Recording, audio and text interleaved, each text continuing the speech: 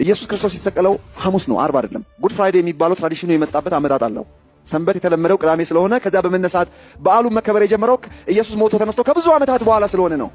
ልደትም ተመሳሳይ መቼ እንደተወለደ ቀኑ ግምት ነው እንጂ አይታወቅም። 3 ቀን የሚሆነው ከመቼ ነው? ሐሙስ ለዓርብ 1፣ ዓርብ ለቅዳሜ 2፣ ቅዳሜ ለእሁድ 3 ቀን ኢየሱስ ክርስቶስ በታላቁ ፋሲካ ጊዜ የተሰቀለው። ያው የእነዚህ ሰዎች እብደት እንደቀጠለ ነው። ኦርቶዶክሳውያን ተላችሁ እግዚአብሔር ይመስገን በጣም ደህና ነኝ።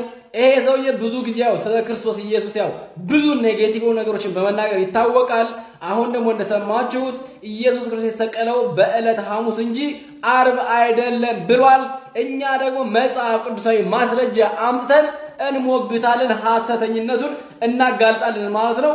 ከዛ ቤት እናንተ እንደተለመደው አካውንቱን ፎሎ ቪዲዮ ነው ሙጅ ጋብታችሁ ሼር ላይክ ፈርጥንታው በእግዚአብሔር ስም ጠይቋችሁ 3 ሰከንድ ስታችሁ እንደተለመደው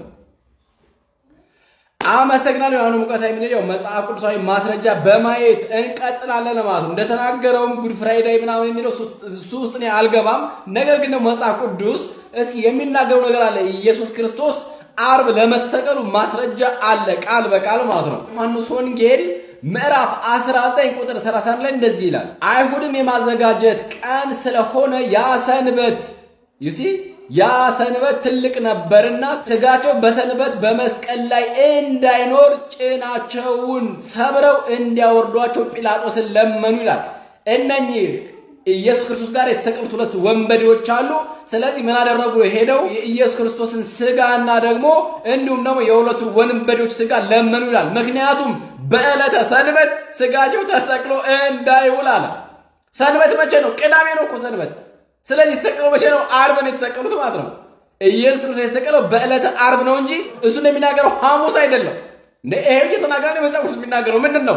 እንዲሁም ደግሞ የሉቃስ ወንጌል ምዕራፍ 23 ቁጥር 54 ላይ እንደዚህ ይላል፣ የመዘጋጀትም ቀን ነበረና ሰንበትም ሊጀምር ነበር ይላል። ምን ሰንበት ሊጀምር ነበር?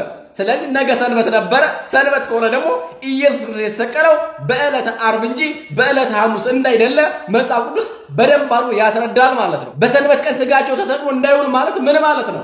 ሄደው ኒቆዲሞስና የአርማትያው ዮሴፍ ሄደው የክርስቶስን ስጋ እንደለመኑ ከጲላጦስ ዘንድ አይሁድን ፈርተው ሄደው እንደለመኑ ከዛ በኋላ እንደሰጣቸው እንደ ስርዓቱም ደግሞ ወስደው በመቃብር ቦታ በአዲስ መቃብር እንዳስቀመጡት ይናገራል።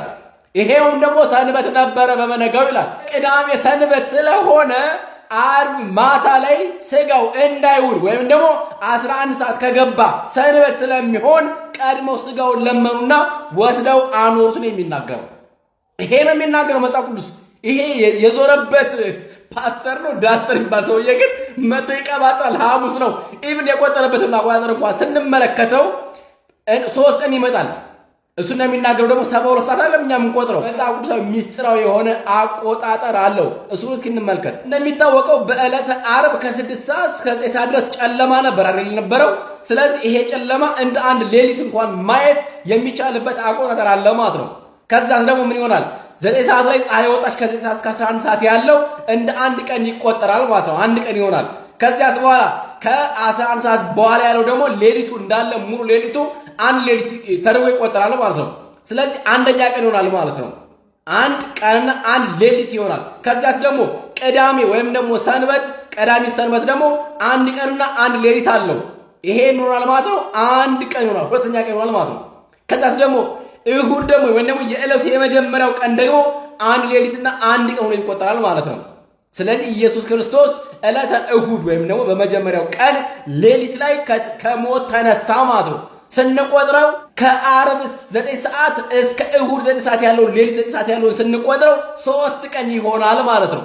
ስለዚህ 3 ቀን የሚቆጠረው እንደዚህ ነው እንጂ አቶ ዮሐንስ እንደሚናገረው ከሐሙስ ጀምሮ አይደለም የሚቆጠረው። ምክንያቱም መጽሐፍ ቅዱስ አይናገርማ ዕለተ ሐሙስ አይደለም የሚለው። እነዚያ ማቆና አይሁድ የሚያከብሩት ወይም ደግሞ ፋሲካዎችን የሚያከብሩት ቅዳሜ የምንለው ሳይሆን ዓርብ ነበር እነሱ የሚያከብሩበት። የነሱ ሰንበታቸው ዓርብ ነበረ ማለት ነው። ለምን? ሐሙስ ከተሰቀለ እንደነገ የሚሆነው ምንድነው? ሰንበት ነበረ። ምክንያቱም መጽሐፍ ቅዱስ በግልጽ የተናገረ ነገ ሰንበት ነበር እያለ አንተ ሐሙስ ነው ካልክ ሌላ ሚስ አንደርስታንዲንግ ውስጥ ገብተሃል ማለት ነው። ቀመሩ መንፈሳዊ እንጂ ስጋዊ ስሌትን ስለማይፈልግ ማለት ነው። በዛ መንገድ እንረዳው።